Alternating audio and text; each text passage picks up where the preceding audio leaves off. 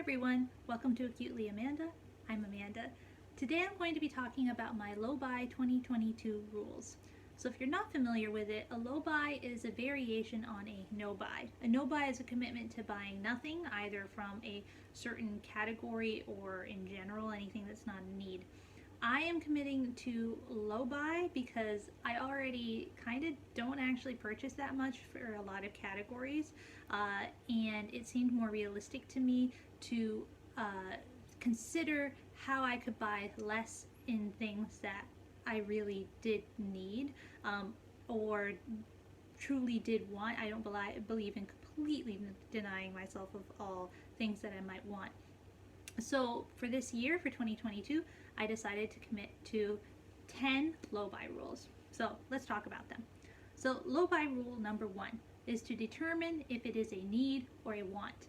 That helps me lead into the decision tree of which other rules to apply. So when I consider something I want to purchase, is it a need or is it a want? Rules 2 and 3 are for needs. So number 2 is, can it wait?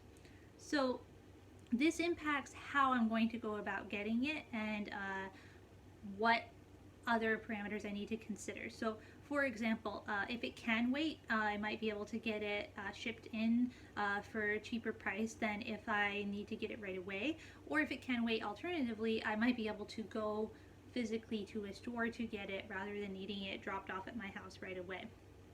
So, and related to can it wait is, if I'm thinking ahead, I might be able to add it to one of my subscription services or something for a cheaper price. Rule number 3 is to comparison shop and try to find the best deal. So this is something that kind of fell by the wayside with a lot of the stress over the last couple of years. I was just like, oh, where can I get it as quickly as possible? So now I'm trying to go back to doing some comparison shopping.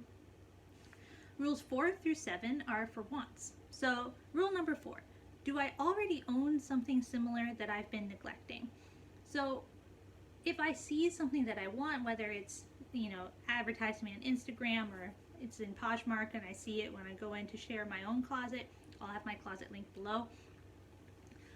If I see it and I'm like, oh, I want that, I need to stop and think, do I already own something similar that I just haven't been using or haven't considered? So I'm kind of like shopping my own possessions in that way.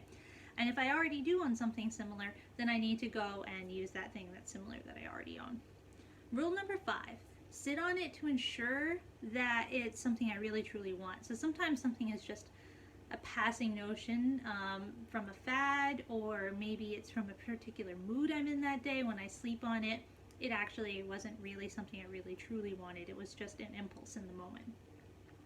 So rule number 6, and this is a basic minimalism rule that I didn't come up with this. This is just a common minimalism rule, and that is one item must go out for every item that comes in. That makes me really stop and think about it because, I need to let go of something if I'm going to bring this item into my home.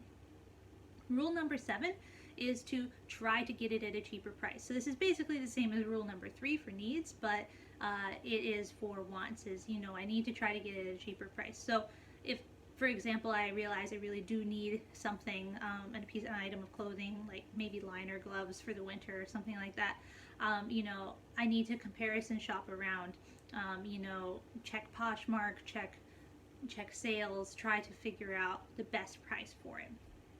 Rules number 8 and 9 are for our household. So rule number 8 is to set a grocery budget and work to stick to it. That is a little bit of a challenge. As we all know, we are going through some inflation and there's been some supply chain issues, but I'm really working hard to do meal planning and consideration of what I can get and keep us inside our budget.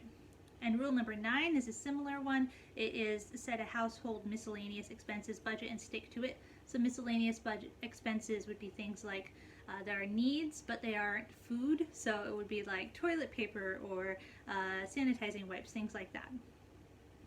And then rule number 10 is for gifts, and that is to spend about half of what I normally would on gifts for others, but to offset the fact that I'm spending less, I need to be more thoughtful. So I'm spending more time putting thought into what I'm getting for others this year and doing my best to make it more thoughtful and meaningful. Now, if you're interested in how these low buy rules are going, I'm going to be publishing quarterly updates. So Sometime in April, I will be posting an update for the first 3 months of the year about how they are going.